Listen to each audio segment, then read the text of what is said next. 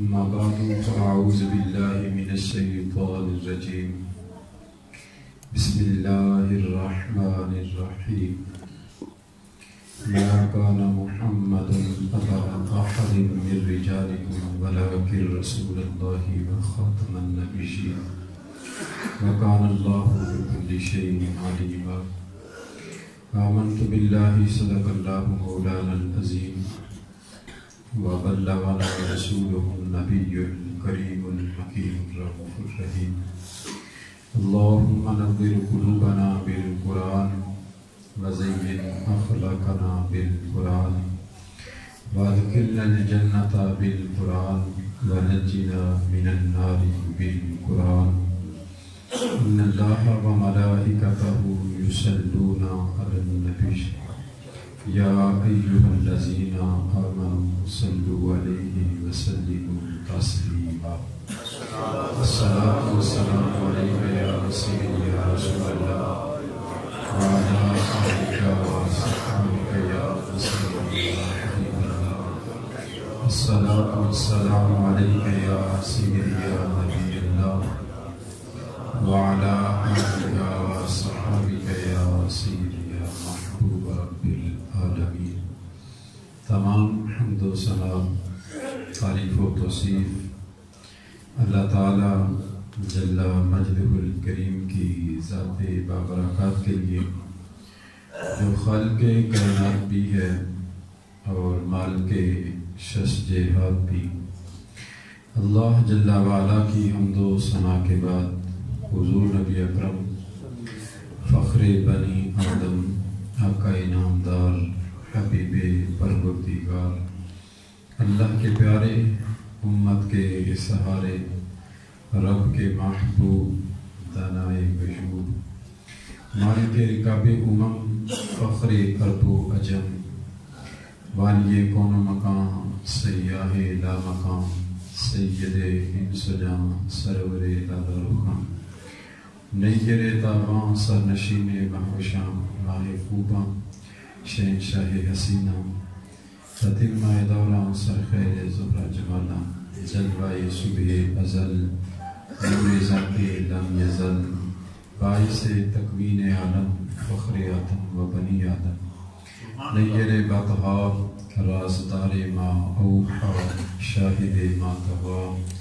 صاحب علم نشرح معصوم آمنہ احمد مصطفیٰ حضرت محمد مصطفیٰ صلی اللہ علیہ وآلہ وسلم کے حضور ناس میں اپنی حقیقتوں ارادتوں اور محبتوں کا اراد پیش کرنے کے بعد واجب الاحترام ذوی الاحتشام برادران اسلام السلام علیکم ورحمۃ اللہ وبرکاتہ.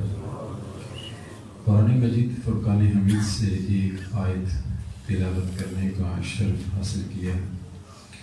اللہ رب العزت کی بارگاہ میں دعا ہے اللہ تعالیٰ میری زبان پہ کلمۃ الحق جاری فرمائے اور جو قابل عمل باتیں ہوں ان پر عمل کرنے کی توفیق نصیب فرمائے.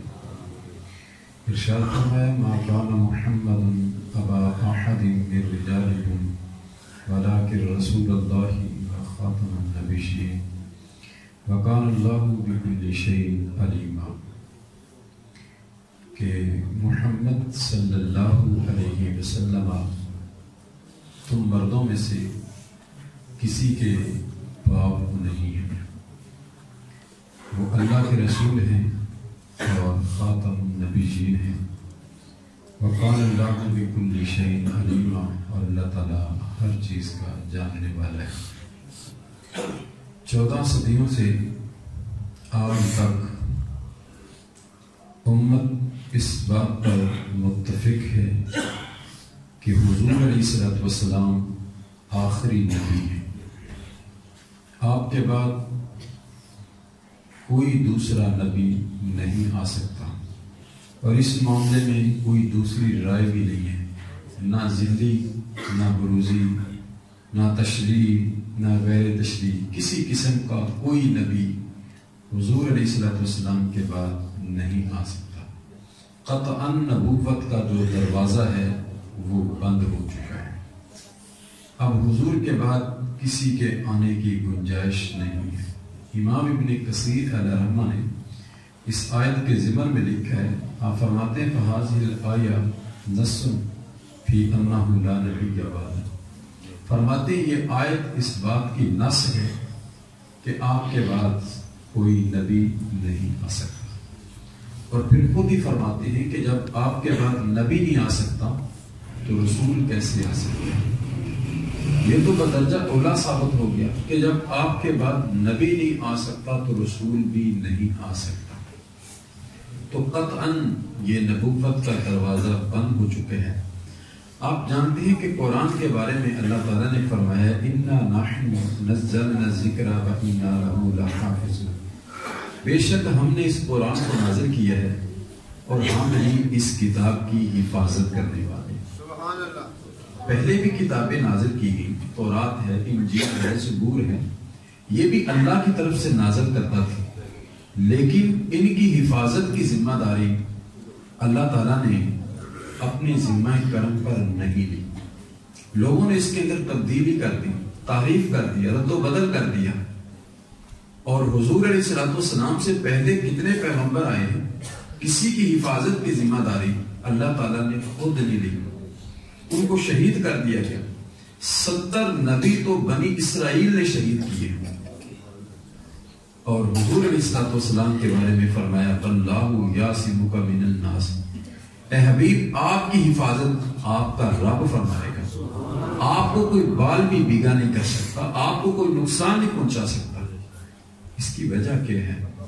پہلی کتابیں جو نازل ہوئی وہ بھی اللہ تعالیٰ کی طرف سے نازل کرتا تھی.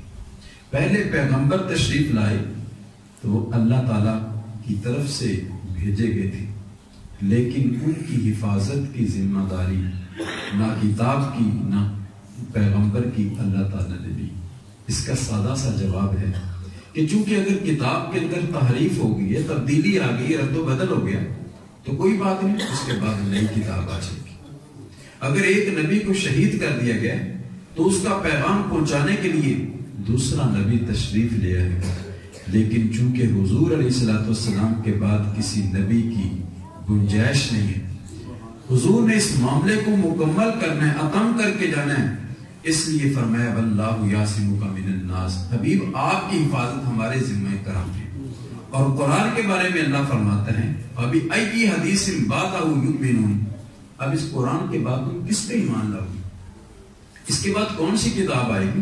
اگر اس کے اندر بھی رد و بدل ہو جاتے ہیں، تبدیلی آ جاتی ہے، تو پھر تو ہدایت کا جو سرچشمہ ہے وہی خشک ہو جائے گا. پھر ہدایت کہاں سے ہم تلاش کریں گے؟ اس لیے اللہ تعالیٰ نے ان دونوں چیزوں کو محفوظ رکھا. قیامت تک قرآن کے اندر تبدیلی نہیں ہو سکتی. دیکھ لیں تقریباً 1400 سال سے زائد عرصہ بیت چکا ہے اور قرآن کے ایک حرف کے اندر زبر زیر کے اندر بھی تبدیلی نہیں ہوئی. اور اتنا طویل عرصہ کسی امت کے لیے نہیں گزرا. بس نبی گیا، اس کے بعد انہوں نے اپنی مرضی سے دین کو بدل لیا. کتاب کو ان کے حواریوں نے، ان کے ماننے والوں نے جیسے چاہا اس کے اندر رد و بدل کر دیا. لیکن یہ میرے اور آپ کے آقا علیہ السلام کے ختم نبوت کی یہ واضح اور بین دلیل ہے کہ قرآن کی حفاظت اور حضور علیہ السلام کی حفاظت بھی اللہ تعالیٰ نے اپنے ذمہ کرم پہ لی. بلکہ حضور علیہ السلام نے فرمایا میری مثال اس محل کی ہے، اس عمارت کی ہے کہ جس کو بڑا خوبصورت بنایا، دیکھنے والے جب دیکھتے ہیں تو اس پہ رشک کرتے ہیں، داد دیتے ہیں، لیکن ایک جگہ دیکھتے ہیں کہ ایک اینٹ لگنے کی جگہ باقی ہے. فرمایا وَأَنَا اللَّوِينَةُ وَأَنَا خَاتَمُ النَّبِيِّينَ لَا نَبِيَّ بَعْدِي. وہ آخری اینٹ میں ہوں، میرے بعد کوئی نبی نہیں، میں خاتم النبیین ہوں. جب وہ قصر نبوت مکمل ہو گیا اب کسی اور اینٹ لگانے کی ضرورت نہیں ہے. جب محل تیار ہو جائے، ٹائلیں لگ جائیں، مکمل تیار ہو جائے، اب کوئی روڑا لے کے آ جائے کہ میرا بھی لگاؤ تو محل کا مالک کبھی اس کو گوارا نہیں کرے گا. تو جب نبوت رسول اللہ پہ ختم ہو چکی ہے، اب قادیان کا کوئی دجال روڑا اٹھا کے لے آئے اور کہے کہ مجھے بھی نبی مانو، تو ایسا نہیں ہو سکتا۔ حضرت جبیر رضی اللہ تعالی عنہ روایت کرتے ہیں کہ نبی رحمت صلی اللہ علیہ وسلم نے ارشاد فرمایا، ایک دن حضور اپنے اسماء گنوا رہے تھے کہ میں احمد ہوں، میں حامد ہوں، میں کفر کو مٹانے والا ہوں، اور پھر فرمایا انا العاقب، میں عاقب ہوں۔ اور عاقب کی پھر خود وضاحت کی، بل عاقب الذی لیس بعدہ نبی، عاقب وہ ہوتا ہے جس کے بعد کوئی نبی نہیں ہوتا۔ تو حضور کا تو یہ نام ہی وہ ہے کہ جس کے بعد کوئی نبی نہ آ سکے۔ حضرت ابو امامہ باہلی رضی اللہ تعالی عنہ روایت کرتے ہیں کہ اللہ کے رسول علیہ الصلوۃ والسلام نے فرمایا کہ انا آخر الانبیاء وانتم آخر الامم، فرمایا کہ اے ابو امامہ باہلی سنو، میں آخری نبی ہوں، تم آخری امت ہو، میرے بعد نبی نہیں آئے گا، تمہارے بعد کوئی امت نہیں آئے گی۔ تو حضور علیہ الصلوۃ والسلام پر نبوت کو ختم کر دیا۔ وہ اقبال نے بھی کہا تھا نا کہ آپ پر، ہمارے اوپر شریعت کو اللہ نے ختم کر دیا اور آپ پر رسالت کو اللہ تعالیٰ نے ختم کر دیا۔ حضرت ابو ذر سے اللہ کے رسول علیہ الصلوۃ والسلام نے ایک دن فرمایا، یا ابا ذر، اے ابو ذر سنو، اول الانبیاء آدم و آخر الانبیاء محمد، فرمایا پہلے نبی اس کائنات میں جو ہے وہ حضرت سیدنا آدم علیہ السلام ہے، اور آخری نبی میں محمد ہوں تمہارے سامنے۔ تو حضور کے بعد کسی نبوت کی گنجائش باقی نہیں ہے، قطعاً دروازہ نبوت کا بند ہو چکا ہے۔ اب اگر کوئی دجال اٹھتا ہے اور وہ کہتا ہے مجھے نبی مانو، تو یہ قطعاً اس کی گنجائش نہیں ہے۔ آپ اگر اس کی کتابوں کو اگر دیکھیں، یہ مرزا قادیانی یہ 1840 عیسوی کو پیدا ہوا تھا، اور 1880 عیسوی کو اس نے خود ہی ختم نبوت کا ایک مفہوم بیان کیا اور کہتا ہے کہ اس نے وعدہ کیا ہے کہ حضرت کے بعد کسی کو رسول نہ بھیجا جائے۔ یہ اس کے ابتدائی اس کے نظریات ہیں۔ کہتا ہے کہ اللہ تعالیٰ نے وعدہ کیا ہے کہ رسول اللہ کے بعد کسی کو رسول بنا کر نہ بھیجا جائے۔ یہ ازالہ اوہام کے اندر 576 نمبر صفحہ پر اس نے اس کو لکھا ہے، دوسری جلد میں۔ اور پھر وقت گزرتا رہا، مختلف اس کی تبدیلیاں آتی گئیں، تو پھر جا کے اس نے خود نبوت کا دعویٰ کر دیا اور کہتا ہے سچا خدا وہ ہے جس نے قادیان کے اندر اپنے رسول کو بھیجا ہے۔ اور ایک مقام پہ یہ کہتا ہے کہ جس کی کلام کے اندر تناقض ہو، رد و بدل ہو، وہ بندہ جھوٹا ہوتا ہے۔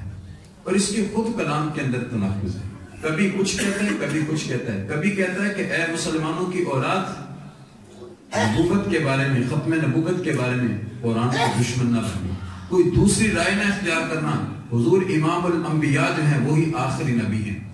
لیکن جب ایک عرصہ گزرتا ہے تو پھر خود نبی بن کے بیٹھ جاتا ہے، اور قادیان سے یہ کہتا ہے کہ وہ سچا رب ہے جس نے جو نا وہ اپنے رسول کو یہاں پہ مبعوث کیا ہے۔ اور یہ نہیں ہے، بلکہ حضور علیہ السلام کی زندگی میں بھی کئی لوگوں نے اعلان نبوت کیا ہے۔ ویسے تو میرے رسول نے فرمایا تھا کہ 30 جھوٹے دجال آئیں گے جو نبوت کا دعویٰ کریں گے، ان میں سے ہر یہی کہے گا کہ میں آخری رسول ہوں، لیکن حضور فرماتے ہیں لا نبی یا بعدی، میرے بعد کوئی نبی نہیں آ سکتا، میں خاتم النبیین ہوں۔ تو حضور کے دور میں اسود انسی نے اعلان نبوت کیا تھا، مسلمہ کذاب نے کیا تھا۔ اسود انسی یہ یمن کا رہنے والا تھا، تو اس نے جب اعلان نبوت کیا تو وہاں پہ زریر بن قلیب رضی اللہ تعالی عنہ حضور علیہ السلام کے صحابی ہیں، ان کو اس نے پکڑ لیا بدبخت نے اور کہنے لگا کہ میری نبوت کا اقرار کرتے ہیں؟ انہوں نے کہا کہ میں ڈنکے کی چوٹ پر تیری جھوٹی نبوت کا انکار کرتا ہوں، تو بدبخت ہے، تو کیسے نبی ہو سکتا ہے؟ اس نے ان کو پکڑا حضرت زریر بن قلیب کو اور جلتی ہوئی آگ کے اندر ڈال دیا۔ آگ نے ان کا ایک بال بھی نہ جلایا۔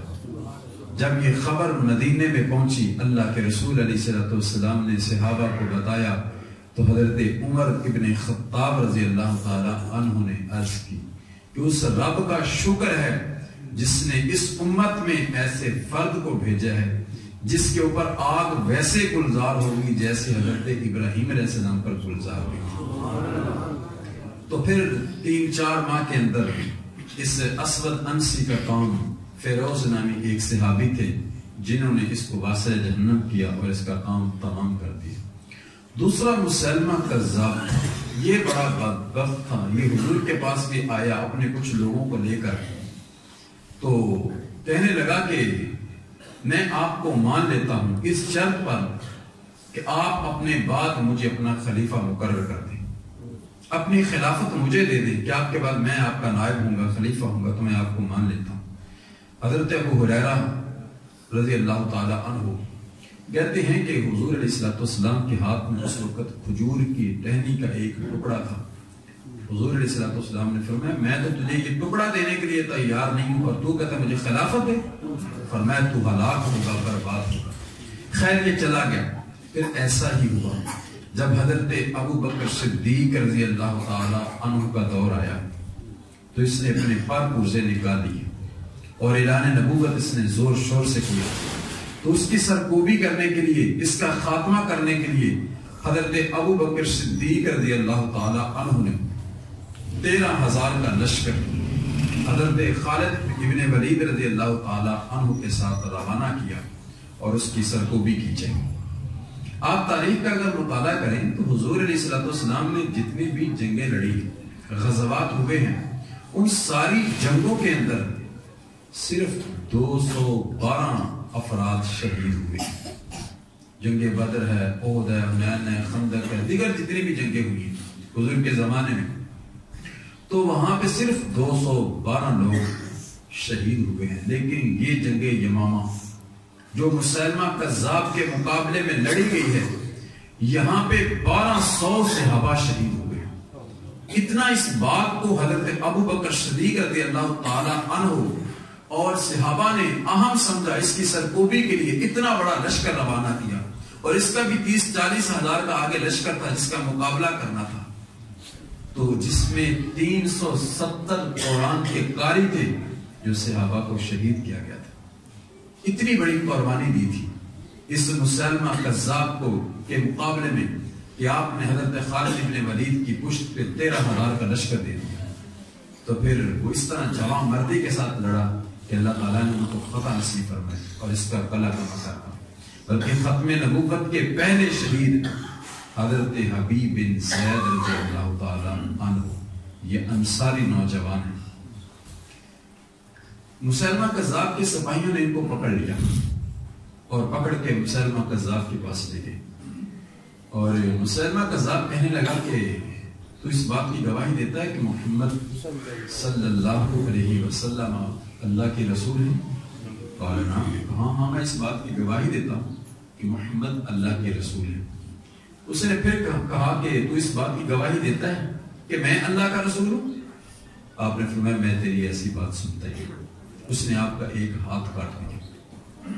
دوبارہ پھر کہا کہ اس بات کی گواہی دیتے ہو کہ محمد اللہ کے رسول ہیں؟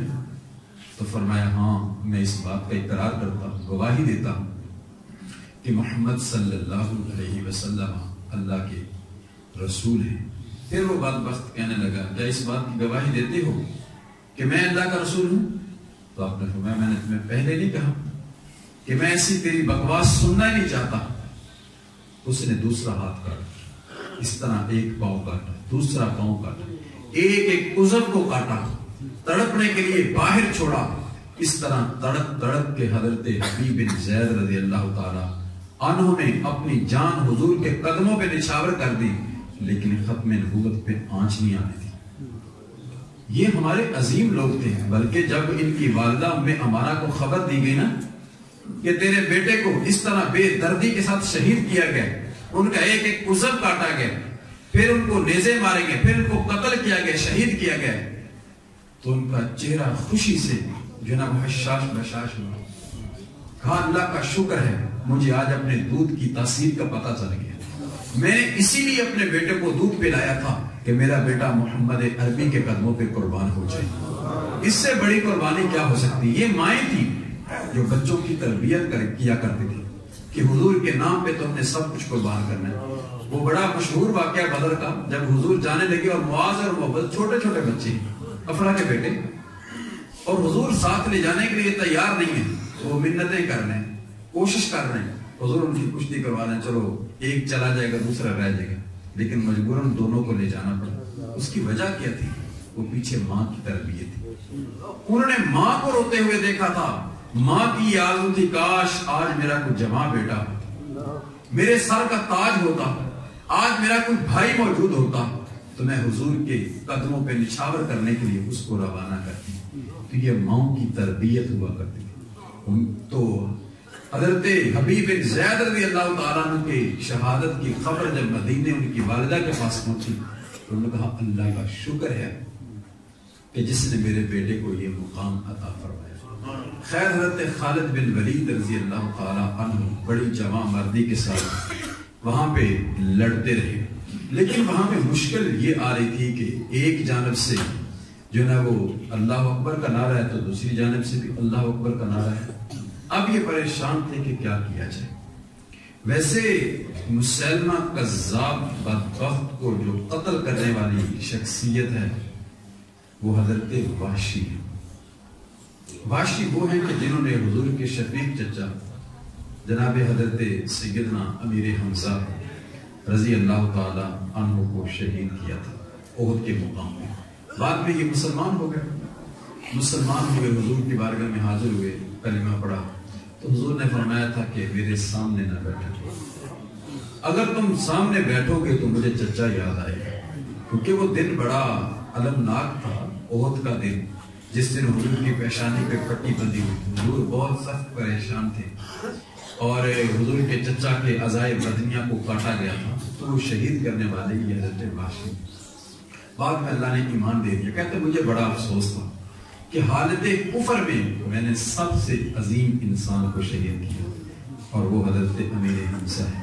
وہ کہتے میں اس بات کا کفارہ ادا کرنا چاہتا تھا کہ اللہ تعالیٰ میرے سے کوئی کام لے لے، اور کہتے ہیں پھر حالت اسلام میں سب سے بدبخت جو شخص تھا مسلمہ کذاب، اس کو میں نے قتل کیا۔ ان کے پاس وہ کرپان، وہ کھرپا تھا جس کے ساتھ انہوں نے حضرت امیر حمزہ رضی اللہ تعالیٰ عنہ کو شہید کیا تھا، وہی انہوں نے پھینکا تو مسلمہ کذاب کے پیٹ کو اس نے چاک کر دیا۔ تو حضرت خالد بن ولید رضی اللہ تعالیٰ عنہ کے لیے یہ جب محاذ پہ تھا تو مشکل آ رہی تھی کہ ہر جانب سے وہ ایک نعرہ ہی لگ رہا ہے۔ انہوں نے حضرت ابو بکر صدیق رضی اللہ تعالیٰ عنہ کو خط لکھا کہ اب کیا کیا جائے، تو آپ نے فرمایا کہ تم یا محمد کا نعرہ لگاؤ۔ وہ اگر اللہ اکبر لگاتے ہیں تم بھی ادھر یہی لگاتے ہیں، امتیاز کیسے ہوگا؟ تو البدایہ والنہایہ یہ دیگر کتب کے اندر موجود ہے کہ کانا شعار المسلمین یومئذ یا محمد، کہ اس دن مسلمانوں کا جو شعار تھا وہ یہ نعرہ تھا یا محمد۔ بس یہ نعرہ لگانا تھا کہ دلوں کے اندر ایسے، سینوں کے اندر دل ایسے جذباتی ہوئے کہ اللہ تعالیٰ نے مسلمانوں کو فتح نصیب فرمائی اور اس ظالم کو واصل جہنم کر دیا۔ یہ نعرے ہی ہوتے ہیں جو دلوں کے اندر جذبات کو برانگیختہ کرتے ہیں۔ آپ یہ 53 کی تاریخ دیکھ لیں، یہ نعرے تھے جنہوں نے لوگوں کے اندر جذبات کو بھڑکایا تھا۔ لاہور کے اندر جب یہ غازی ختم نبوت اپنی جانیں بڑھ بڑھ کے قربان کر رہے ہیں، پیش کر رہے ہیں، تو وہاں پہ ایک عورت اپنے بچے کی بارات لے کے جا رہی ہے اور اس نے پوچھا کہ یہ آواز کیسی، یہ در در جو گولیوں کی آواز آ رہی ہے کیوں آ رہی ہے؟ تو کسی نے بتایا کہ ختم نبوت کے جو غازی ہیں وہ آگے بڑھ بڑھ کے اپنی جانیں نچھاور کر رہے ہیں۔ اس نے بیٹے کے ماتھے سے اس کا سہرا اتارا اور کہا کہ میں تجھے شہادت کا سہرا پہنانا چاہتا ہوں، کہا اتنی دیر تک تجھے دودھ معاف نہیں کروں گی جب تک تو محمد عربی کے نام پہ قربان نہیں ہو جاتا۔ لوگوں نے پھر دیکھا، وہاں سے اس بیٹے کی لاش اٹھائی جو دولہا بن کے گھر سے چلا تھا اور وہ شہادت کا دولہا بن کے واپس لوٹا۔ 10,000 لوگوں نے وہاں پہ قربانیاں پیش کی تھی یہ 53 کے اندر، اور یہ بڑا ایک عظیم مارکہ تھا۔ اور علامہ عبدالستار خان نیازی علیہ رحمہ جب بات کرتے تھے ان کی آواز کے اندر ایسی گرج تھی، ایسا روب تھا کہ سینوں کے اندر دل بھی تھر تھر کانپنے لگ جاتے تھے۔ جب نواب آف قلعہ باغ نے ان کو اس راستے سے روکنا چاہا، بہت سے لالچ دیے، بہت سا طمع دیا اور ڈرایا دھمکایا بھی، تو آپ نے مسجد وزیر خان کے اندر خطاب کرتے فرمایا، اور نواب آف قلعہ باغ، تیری لمبی لمبی مونچھوں سے بغاوت تو ہو سکتی ہے، لیکن محمد عربی کی کالی کالی زلفوں سے بغاوت نہیں ہو سکتی۔ لوگوں نے بڑا کچھ اس ختم نبوت کے لیے قربان کیا، اور یہ بڑا اہم معاملہ ہے، یہ چھوٹا نہیں ہے۔ جب یہ مرزا قادیانی بدبخت نے اعلان کیا تھا تو پیر صاحب، پیر بیر علی شاہ صاحب علیہ رحمہ اس وقت مکہ المکرمہ میں تھے، حج کرنے کے یا عمرہ کرنے کے ارادے سے وہاں تھے۔ تو وہاں پہ ان کی ملاقات ہوئی حضرت امداد اللہ مہاجر مکی سے۔ تو انہوں نے کہا کہ پیر صاحب آپ واپس تشریف لے جائیں، وہاں پہ ایک بر صغیر کے اندر ایک فتنہ سر اٹھانے والا ہے، آپ اس کی سر کو بھی کریں گے۔ پیر صاحب فرماتے میں سویا مقدر جاگے، کونین کے والی امام الانبیاء حضور علیہ السلام میرے خواب میں تشریف لائے اور فرمایا بہر علی تم یہاں بیٹھے ہو اور قادیان کا دجال میری حدیثوں کے ٹکڑے کر رہا ہے؟ کہتے ہیں میں یہاں پہ آیا، پھر وہ کام ختم نبوت کے حوالے سے شروع کیا۔ پیر صاحب جب وہاں سے چلے تھے لاہور مناظرے کے لیے، مقابلے کے لیے، تو آپ نے بہت سارے لوگوں کو ساتھ لیا، بڑے بڑے علماء کو، صوفیاء کو آپ نے اپنے ساتھ لیا۔ آپ اپنے علاقے کے کوئی بہت بڑے پیر صاحب تھے، ان کے پاس گئے کہ آپ بھی ہمارے ساتھ چلے، میں ایک ختم نبوت کے لیے جا رہا ہوں، میدان عمل میں اترنے لگا ہوں، تو سارے مل کے چلتے ہیں۔ تو اس نے کہا پیر صاحب کن راہوں کے مسافر ہو گئے، ہم لوگ تو پیر ہوتے ہیں، ہمیں کیا لگے ختم نبوت کیا ہو۔ تو آپ نے فرمایا یہ پیری تو نہ ہوئی، یہ تو بے غیرتی ہوئی کہ رسول اللہ کی ذات پہ حملے ہو، آپ کی ختم نبوت پہ ڈاکہ ڈالا جائے اور ہم اپنی پیریاں سنبھال کے بیٹھ جائیں۔ پھر جب پیر صاحب یہاں پہ تشریف لائے تو وہ جھوٹا دجال کذاب آپ کے سامنے نہ آ سکا، بلکہ ابھی آپ جا رہے تھے تو راستے کے اندر پوسٹر لگے ہوئے تھے کہ پیر صاحب تشریف ہی نہیں لائے، جھوٹے الزام لگائے گئے، تو وہ بڑا بدبخت تھا۔ پھر اللہ تعالیٰ نے اس کو واصل جہنم کیا، بچہ بچہ جانتا ہے کہ اس کی موت کہاں پہ ہوئی۔ ویسے نبی کا یہ منصب ہے کہ جہاں پہ اس کی وفات ہوتی ہے، جہاں اس کا انتقال ہوتا ہے، اسی جگہ اس کو دفن کیا جاتا ہے۔ حضور علیہ السلام کا بھی وصال ہوا نا، تو صحابہ نے مشورہ کیا، کسی نے کہا کہ بیت اللہ میں دفن کیا جائے، کسی نے کہا مکے میں لے جائیں، کسی نے کہا حتیم میں کر دیں، کسی نے کہا جنت المغلا میں کر دیں، کسی نے کہا جنت البقیع میں کر دیں۔ تو حضرت ابو بکر صدیق رضی اللہ تعالیٰ عنہ نے فرمایا تھا کہ حضور علیہ السلام کا یہ فرمان ہے کہ نبی کا جہاں پہ وصال ہوتا ہے اسی جگہ اس کو دفن کیا جاتا ہے۔ اب یہ بدبخت مرزا قادیانی یہ تو مرا بھی ٹوائلٹ کے اندر، باتھ روم کے اندر، تو اس کا تو مزار بھی وہاں پہ ہونا چاہیے۔ اور دوسرا دیکھیں، کائنات میں جتنے بھی نبی آئے ہیں وہ سارے سونے تھے، کسی نبی کے اندر کوئی عیب نہیں ہے۔ ظاہری باطنی اعتبار سے اللہ تعالیٰ نے باکمال پیغمبروں کو پیدا کیا، اور جو خود ایک آنکھ سے اندھا ہے وہ نبی کیسے ہو سکتا ہے، وہ کانا بدبخت۔ لیکن یہ لوگوں کی بدبختی ہے جو ان کے ساتھ تعلق رکھتے ہیں۔ مرزائیوں کے ساتھ سلام کلام کاروبار کرنا علماء نے اس کو حرام لکھے، ان کے ساتھ کوئی نرم گوشہ نہیں کیا جا سکتا، یہ ختم نبوت کے باغی ہیں۔ آپ ذرا اس پہ غور کریں، جب آپ ان سے مصافحہ کریں یا خوش طبی سے ملیں تو گنبد خضرا کے اندر حضور علیہ السلام کا کتنا دل دکھتا ہوگا۔ تو ہم تو یار مسلمان ہیں، ہمارا ان کے ساتھ کوئی تعلق نہیں ہونا چاہیے، ان کے ساتھ قطع تعلقی بائیکاٹ کرنا چاہیے، یہ مرتد ہیں، اس نبوت پہ ڈاکہ ڈالنے والے ہیں۔ آقا فرماتے ہیں میرے بعد کوئی نبی نہیں آ سکتا، میں خاتم النبی ہوں۔ ہاں اگر نبی آنا ہوتا تو میں لو کانا بعدی نبی لکانا عمر، اگر میرے بعد نبی آنا ہوتا تو عمر ابن خطاب ہوتے، لیکن چونکہ نبوت کا سلسلہ ختم ہو چکا ہے لہذا عمر بھی نبی نہیں ہے۔ اور حضور علیہ السلام کے جب بیٹے حضرت ابراہیم رضی اللہ تعالی عنہ کا انتقال ہوا، فوت ہوئے تو حضور کو خبر دی گئی۔ حضور بہت غم زدہ تھے، جگر کا ٹکڑا ہے اولاد، آنکھوں کا نور ہوتے۔ حضور کو خبر دی گئی، حضور گھر تشریف لائے، سرہانے بیٹھے، شفقت سے سر پہ ہاتھ رکھا اور فرمایا بیٹا دل غم زدہ ہے، آنکھیں رو رہی ہیں، لیکن زبان سے وہی کہوں گا جس سے میرا رب راضی ہے۔ بلکہ فرمایا کہ لیس منا من ضرب الخدود وشق الجیوب ودعا بدعوى الجاہلیہ، جس نے گریبان پھاڑا، تماچے مارے، جاہلوں جیسی باتیں کی، فرمایا میرا ان کے ساتھ کوئی تعلق نہیں۔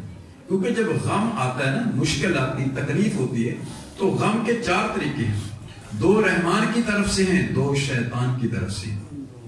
شیطان کی طرف سے یہ ہے کہ بندہ واویلا کرے، زبان سے نازیبا کلمات نکالے، جاہلوں جیسی باتیں کرے، اور ہاتھوں کا غم بھی شیطان کی طرف سے ہے کہ بندہ گریبان پھاڑے، چہرے پہ تماچے مارے، بال نوچے، یہ شیطان کی طرف سے۔ لیکن 2 غم فرمایا رحمان کی طرف سے، زبان جو نا وہ دل کا غم اور آنکھوں کا غم۔ دل غم زدہ ہو جائے، آنکھیں برسنے لگ جائے تو اسلام اس پہ قدغن نہیں لگا۔ اب حضور کے بیٹے کا جب انتقال ہوا، حضور بہت غم زدہ تھے، پریشان تھے، اور پھر بیٹے کی مدح کرتے ہوئے فرمایا لو آشا لکانا صدیقا نبیّا، اگر میرا بیٹا ابراہیم زندہ ہوتا تو اللہ کا سچا نبی ہوتا۔ ابو العمان نے اس کا مفہوم بیان کیا، کیونکہ حضور کے بعد نبوت کا سلسلہ ختم ہو چکا ہے، اس لیے اس کو زندگی نہ دی گئی، اس کو موت دی گئی، کیونکہ حضور سے پہلے جو نبی آئے ہیں، نبیوں کے بیٹے نبی ہوئے۔ حضرت ابراہیم علیہ السلام کے بیٹے حضرت اسحاق علیہ السلام نبی، حضرت اسماعیل علیہ السلام نبی، حضرت اسحاق کے بیٹے حضرت یعقوب علیہ السلام نبی، حضرت یعقوب کے بیٹے حضرت یوسف علیہ السلام نبی، حضرت زکریا کے بیٹے حضرت یحییٰ علیہ السلام نبی۔ پہلے نبیوں کے بیٹے نبی ہوئے، اور حضور علیہ السلام کا اگر بیٹا ہوتا اور نبی نہ ہوتا تو یہ حضور علیہ السلام کی شان کے مناسب نہیں تھا۔ اس لیے حضور علیہ السلام کے بیٹے کو زندگی نہ دی، کیونکہ آپ کے بعد کوئی نبی نہیں۔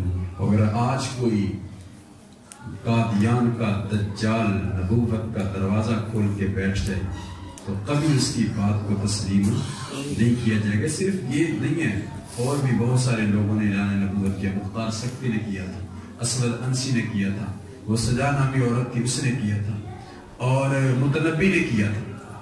حضور علیہ السلام نے فرمایا تھا نا کہ 30 دجال آئیں گے میری امت میں سے، جن میں سے ہر بندہ یہ دعویٰ کرے گا کہ میں آخری نبی ہوں، لیکن فرمایا لا نبی بعد، میرے بعد کوئی نبی نہیں آ سکتا، میں خاتم النبیین ہوں۔ اور اس کے بارے میں کوئی نرم گوشہ بھی نہیں رکھنا چاہیے۔ ہمارے امام اعظم ابو حنیفہ علیہ رحمہ سے پوچھا گیا، آپ نے فرمایا اس کے بارے میں کوئی شک کرتا ہے وہ بھی دارہ اسلام سے خارج ہو جاتے ہیں۔ بلکہ اگر کوئی اعلان نبوت کرتا ہے اور کوئی دوسرا بندہ اس سے دلیل طلب کر لے تو فرمایا وہ بھی ایمان سے خارج ہو جاتا ہے۔ دلیل طلب کرنے کا کیا مقصد؟ اگر وہ دلیل دے دے تو کہ ہم نبی مان لیں گے؟ فرمایا نہیں، یہ دلیل طلب کرنا بھی اس کے لیے جائز نہیں ہے۔ جب نبوت کا دروازہ بند ہو چکا ہے تو دوسری رائے موجود ہی نہیں ہے۔ ہم اپنے ایمان کی حفاظت کرنی ہے۔ آج لوگ مال کی خاطر، دولت کی خاطر اپنے ایمان کو بیچ دیتے ہیں۔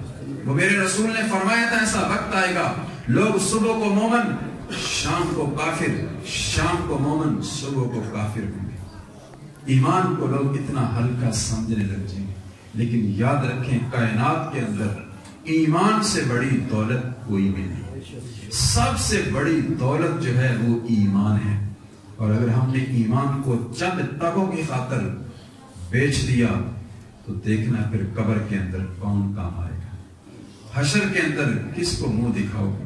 یہ ہمارے گھر کے اندر چند سال قبل کی کہانی ہے۔ ایک شخص نے باہر جانے کے لیے اپنے وہ پاسپورٹ پہ مرزائی لکھ دی۔ لوگ کہتے ہیں اس سے کیا ہوتا ہے؟ ہم اندر سے مومن ہیں، یار اس سے کچھ ہوتا ہی نہیں ہے۔ تم اپنا ایمان بیچ رہے ہو مال کی خاطر جانے کے لیے اور کہتے ہو اس سے کیا ہوتا ہے؟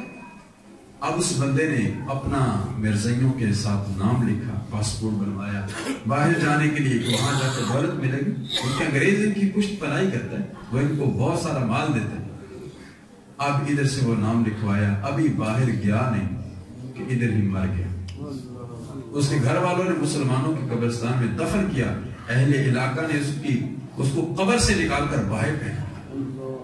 کتنی رسوائی ہوئی دنیا میں بھی, اور جو آخرت میں ہے وہ تو اللہ بہتر جانتا. نہ ادھر کے رہے نہ ادھر کے رہے, نہ خدا ہی ملا نہ مثال سے. تو سب سے بڑی دولت ایمان ہے, اس سے بڑی صاحب کائنات کے اندر دولت نہیں ہے. ہم جو مسلمان ہیں نا, اس میں ہمارا کمال نہیں ہے.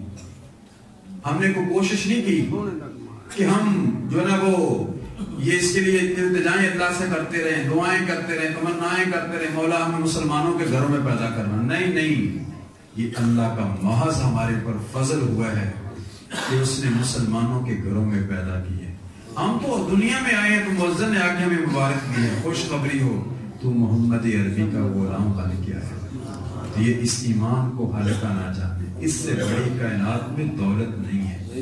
ایک بندہ کروڑ ارب کھرب پتی بھی ہو, پوری کائنات کے خزانے اس کے قدموں میں ہوں, لیکن ایمان نہیں ہے تو کچھ بھی نہیں. ابو جہل کے پاس مال کی کمی تھی, ابو لہب کے پاس مال نہیں تھا, عتبہ عتیبہ کے پاس مال نہیں تھا, بڑا مال تھا. قارون کے پاس دولت کی کمی تھی, فرعون کے پاس کس چیز کی کمی تھی؟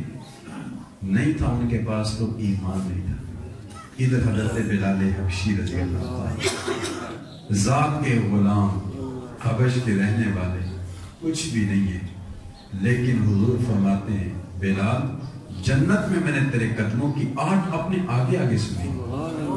ابو ذر غفاری رضی اللہ تعالیٰ عنہ کسی امیر صحابی کا نام, غریب صحابی ہے, لیکن ان کے سینے میں ایمان تھا.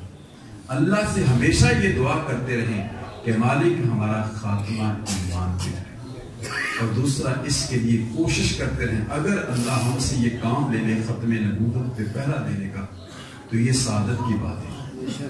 ہمارے بڑے لوگوں کے اندر جو بڑے بڑے بادشاہوں کے نام زندہ ہیں, اس کی ایک وجہ یہ ہے کہ انہوں نے حضور کی ناموس پہ پہلا دیا.